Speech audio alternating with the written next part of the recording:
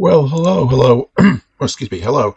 Thank you very much for clicking into this video today. So today, um, we're going to be talking about how Israel uses threats, smear campaigns targeting various organizations and their staff, organizations that are essential and are important to documenting and reporting on what is going on, specifically in Gaza and also the Lebanon as well. So, what we're going to be talking about is the Euromed Human Rights Monitor, which is an organisation which has been carrying out essential field work in the Gaza Strip for about 15 years or so. That's taken the decision to close and taken this as a precautionary measure against escalating Israeli threats. Let's just read what they had to say, and then we'll get into kind of what the Euromed Monitor has been doing and why the Israeli government has kind of been escalating threats against them. So, their statement is that the Euromed Human Rights Monitor has taken exceptional and voluntary measures in a response to systematic Israeli campaign of disinformation, defamation, incitement, and direct and indirect threats targeting the organization, its chairman, and members of its team. The campaign escalated after false accusations linked to organization to a New York Times investigation into systematic sexual violence against Palestinians inside Israeli prisons. Following was an intense wave of incitement and threats. So what they also go on to say is that restructuring of field and institutional operations has become necessary. These measures include downsizing the team and reducing activities across the occupied Palestinian territory and the wider region, suspending operations at the Central Geneva office, closing offices in the occupied Palestinian territory and Lebanon, and shifting towards virtual and essential field-based work as circumstances require. So among the latest repressive measures documented in agreements concluded by the Israeli Minister and Diaspora Affairs with Israel's Population Immigration Authority to bar nearly 40 staff members and affiliates from entering Israel and the occupied Palestinian territory, including founder and chairman Rami Abdu, senior officials, board members and employees. The campaign has included distortion and manipulation of public statements, the fabrication of false allegations regarding political or organizational affiliations, and widespread incitement campaigns accompanied by threats that have extended to calls for physical assassination of the organization's chairman and several staff members. So, the Euromed's Monitor's head of media manages the Gaza office. Herself, a Gaza team member, has received threats, including death threats, via social media and phone calls. They have also been subjected to multiple hacking attempts from the Euromed's Monitor's website. She tells the Canary, which is where most of this information is coming from, that the Euromed Monitor suffered from continuous Israeli targeting campaigns for years, and that throughout the genocide, staff members were used to this, but now they fear these actions will actually progress to targeting on the ground. And what they say is, our staff in Gaza are aware of the extent to which Israeli campaigns are targeting them, individually and also as a human rights group. We have witnessed hundreds of Palestinians, including human rights defenders, journalists, activists on the ground, not just targeted, but assassinated.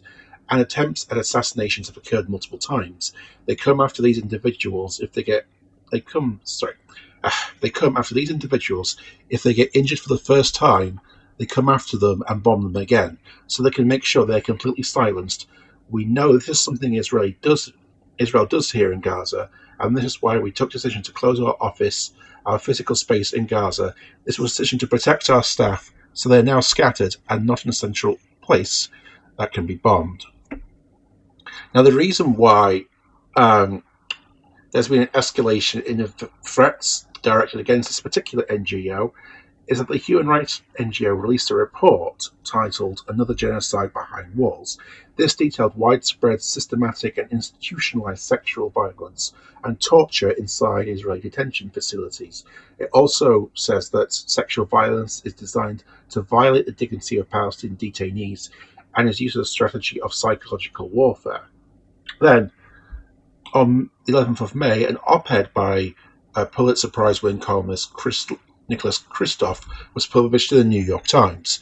You may know this. One of my earliest videos was about this particular article, titled "The Silence That meets the rape of Palestinians. The article is based on the testimonies of 14 Palestinians. It detailed a pattern of widespread Israeli sexual violence against men, women, and children. This was carried out by soldiers, settlers, interrogators in the Shin Bet Internal Security Agency, and above all, by prison guards. The story cited Euromed Monitor, as well as many other respected human rights organizations, lawyers, and journalists and activists. So Christoph's story included accusations of the occupation using dogs to rape detainees. Although well-researched and accurate, this information is in fact nothing new. If you've been following Israel's genocide in Gaza and Lebanon as well, these accusations and the evidence brought forward about this is nothing new. What is interesting is that the New York Times published it, which is quite unusual. The New York Times has not exactly gained a reputation as being pro-Palestinian or really reporting on what has been going on in the Gaza Strip at all. But that is enough to put the New York Times kind of in Israel's crosshairs a bit. The Israeli government has accused the New York Times of a troubling failure of journalistic judgment and standards. And this is because, as I've just said, this is because what they published challenged the narrative that Israel spent many years promoting. And the internet and social media in general means that in the past, these kind of incidents was much more, it was easier to keep it on the down low, much more easy to cover it up.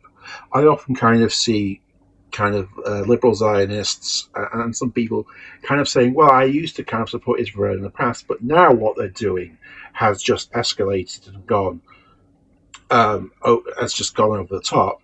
But actually, in reality, Israel has always been doing this. It's just because of the way that we can access information now through the internet and things like that, they were just easier. It was easier to kind of hide this. And so as I said, with the so kind of going back on kind of what the criticism of the New York Times is, the Diaspora Affairs Minister said it is regrettable to hear the New York Times, which has served as a symbol for quality journalism, falls victim time and again to the Palestinians' wholesale lies. The Euromed organization, which the newspapers chose to cite, is headed by none other than a Hamas member and terrorist, which is untrue. The Euromed organization was not the only organization that the newspaper cited. I read the article myself. They cited quite a few organizations, so that's just an outright lie by them. And the Israeli occupation government condemned the piece as one of the worst blood libels to ever appear in modern press, which, of course, is their go-to criticism that they always use whenever anyone publishes anything even remotely critical of what the Israeli government is doing in Gaza. And it's like, oh, it's a blood libel. This is just anti-Semitism. Why can't these people just leave us alone and let us get on with the genocide that we're doing in peace? So, going back to what the members of the Euromed Monitor have said, what they add to this is this. They said that what happened to us because of the New York Times article was just an excuse. Israel claims that this story about sexual violence did not rely on credible sources and just solely relied on the Euromed Monitor. This is untrue. As I kind of pointed out, the New York Times relied on many other sources, including UN bodies, UN committees. The Euromonitor wasn't the first body that spoke out about sexual violence.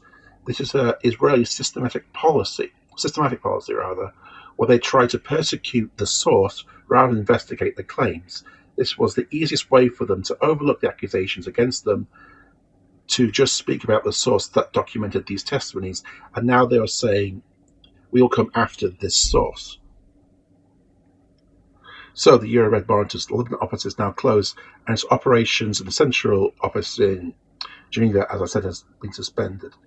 And in addition, it's had to downsize its team for safety reasons. Now, to give you a sense of what they were doing, the Euromed Monitor, at the peak of the genocide in Gaza, they had 22 field researchers distributed throughout the Gaza Strip. Now there are only 6, and these researchers are vital for the investigation of Israeli war crimes. They've collected testimonies, they've carried out interviews. They're on the ground speaking to the people that have suffered under this and are documenting it. And the NGO not only documents a violation, but also prepares and produces reports and investigation.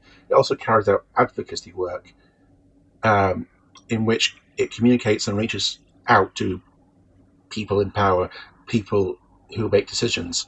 And they go on to say that we also work closely with the South African team during the genocide at the International Court of Justice. We are working as an alternative to inquiry committees and UN experts, which the UK there, which Israel has banned from entering Gaza.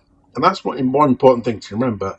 Israel has banned international journalists, UN experts, basically anyone that isn't kind of in the same ideology as Israel and isn't kind of in their power to some degree. They have banned from going there, from reporting there.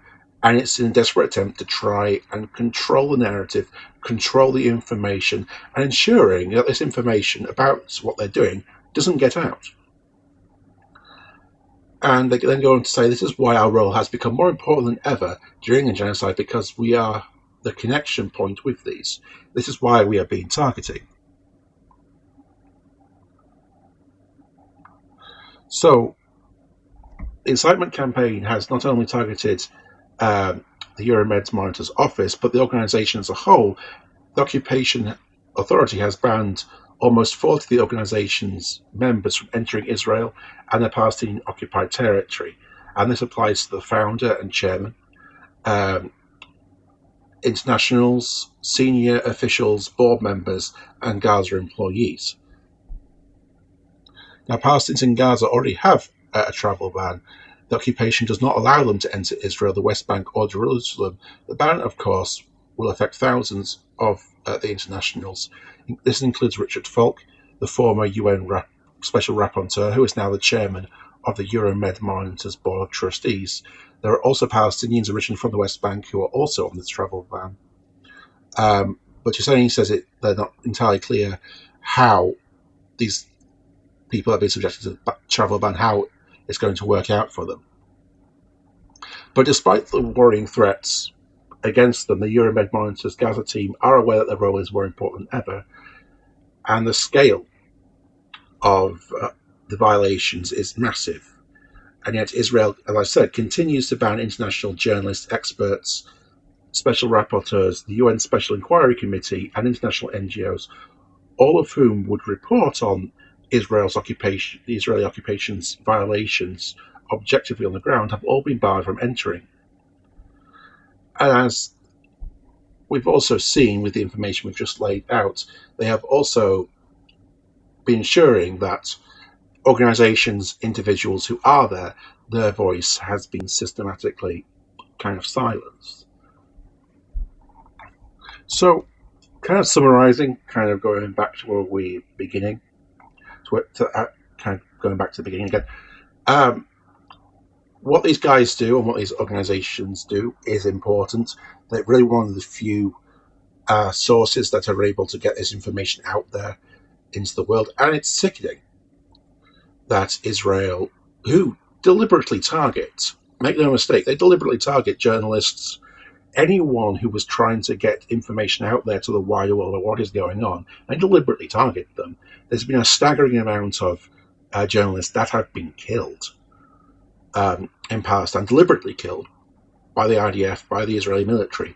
Just as I was recording this, I read about an Al Jazeera cameraman who was killed by an Israeli airstrike. And if we can get this information out there, however we can, at least it is doing something so that this information is out there. So Israel, as much as they try, cannot deny the genocide, cannot deny what is going on, and cannot deny the imperialism that they are doing. But anyway, thank you very much. Excuse me. Thank you very much for listening to this rather long and rambling video, and I'll see you later. So, bye bye.